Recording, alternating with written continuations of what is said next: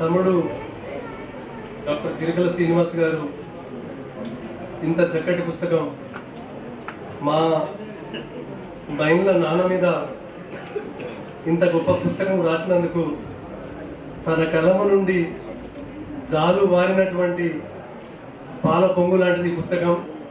చాలా చాలా చక్కగా ఉంది. కాకుండా నేను ఇక్కడికి వచ్చిన తర్వాతనే కొన్ని పేజెస్ చూశాను. చాలా చక్కటి పుస్తకం.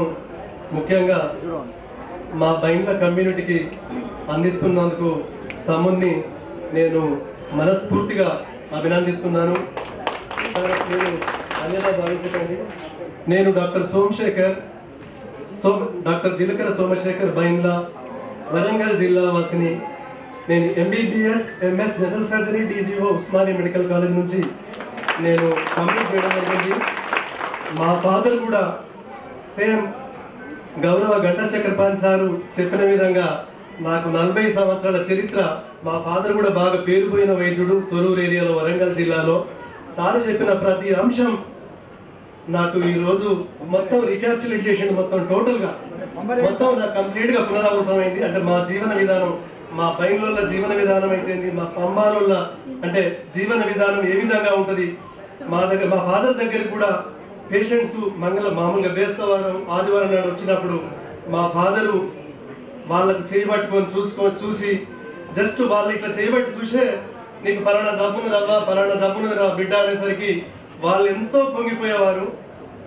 ఆ విధమైనటువంటి ఆ రిలేషన్ నేను చూసిన తర్వాత నాకు ఆ రోజే కలిగింది, నేనెందుకు డాక్టర్ వైద్య విద్యను ఎందుకు చదవద్దు, దొరల పిల్లలే ఈ చదువు ఎందుకు చదవాలి, నేను ఎందుకు చదవకూడదు అంటే మా దాంట్లో కూడా నాకు MBBS అనే ఒక సీట్ వచ్చిన తర్వాత మా వాళ్ళు కూడా కొంతమంది గొప్ప ప్రముఖులుగా, వాళ్ళ పేర్లు నేను తీయదలుచుకోలేదు, కానీ ఇది దొరల పిల్లలు చదివే చదువు, నువ్వు ఈ వైద్య విద్యను కంప్లీట్ చేయగలుగుతావా అని నన్ను ప్రశ్నించడం జరిగింది. కానీ వాళ్ళు అన్నటువంటి అన్ని నేను పటాపంచనం చేసి ఈరోజు నేను MS general surgeon, laparoscopic surgeon, నేను ఇన్ఫర్టిలిటీ స్పెషలిస్ట్. ఒక వరంగల్లో అసన్పట్ట అనే ఒక మండల్ ఏరియాలో భీమారకు ప్రక్కన ఉంటుంది. అక్కడ ఒక 30 బెడ్డెడ్ హాస్పిటల్ నడుపుతూ, ముఖ్యంగా నేను బీద బిక్కి ఎవరైతే చాలా పేదరికంతో వస్తారో, ఎందుకంటే నాకు ఆ బాధలు, ఆ కష్టాలు, ఆ కన్నీళ్ళు ఇవన్నీ నాకు తెలుసు కాబట్టి నేను ఖచ్చితంగా ఎవరైతే బీదరికంతో ఉంటారో వాళ్ళ కులాలతో నిమిత్తం లేకుండా నా వంతుగా నేను సహాయ సహకారాలు అందిస్తున్నాను. ముఖ్యంగా తమ్ముడు ఇప్పుడు అక్కడ చెప్పినట్టు జీలకర్ర చంద్రయ్యే కాకుండా జీలకర్ర చంద్రమ్మ కథలు కూడా ఇంకా మన వాళ్ళు ఎవరన్నా ఉంటే వాళ్ళ కథలు కూడా ఇంకా వెలికి తీయాలి. అట్ ద సేమ్ టైం ఈ బైండ్ల చంద్రయ్య లాంటి కథలు కూడా చాలా చాలా చక్కటి ఒక సినిమా కూడా తమ్ముడికి తీయాలని చెప్పి నేను మనస్ఫూర్తిగా కోరుకుంటున్నా.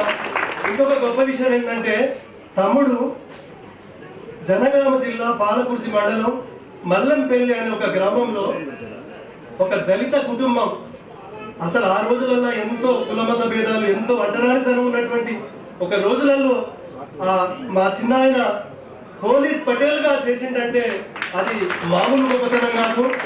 అది ఏంటంటే మొత్తం దొరల గడియల రాజ్యం, మొత్తం టోటల్గా చాకలి ఐలమ్మ కూడా ఆ మల్లంపల్లి అనే ఒక ఊర్లో ఒక జమీందారు దగ్గర 40-50 ఎకరాలు తీసుకొని అక్కడ వ్యవసాయం చేసినటువంటి ఊరు.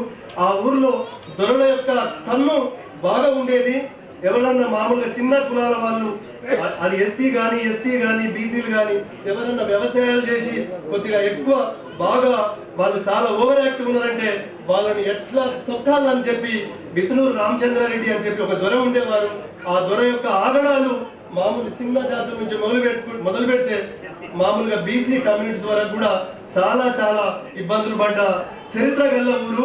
ఆ ఊరు నుంచి మా చిన్నాయన వెంకటయ్య నాయన ప్లస్ చిలకమ్మ, నా చిన్నమ్మ, ఒక ముద్దుల బిడ్డ డాక్టర్ జిలకర శ్రీనివాస్ గారు ఇంకా చాలా కీర్తి ప్రతిష్టలు సంపాదించాలని చెప్పి మనస్ఫూర్తిగా కోరుకుంటూ నేను ముగిస్తున్నాను. అదేవిధంగా తమ్ముడు ఒక ఉపాధ్యాయుడు, అంటే ఒక లెక్చరర్ వృత్తి, ఒక ఉపాధ్యాయునికి ఉన్న గొప్పతనం ఏందో నేను ఒక మాటలో చెప్తున్నాను. అది చెప్పే ముందు మా బావగారు ఏర్పుల విజయ్ కుమార్ గారు బైండ్ల రిటైర్డ్ DSP గారు వేదికను అలంకరించవలసిందిగా మనస్ఫూర్తిగా ప్రేక్షకుల యొక్క కరతాళాల మధ్య ఆహ్వానిస్తున్నాం. బావగారు రండి ప్లీజ్.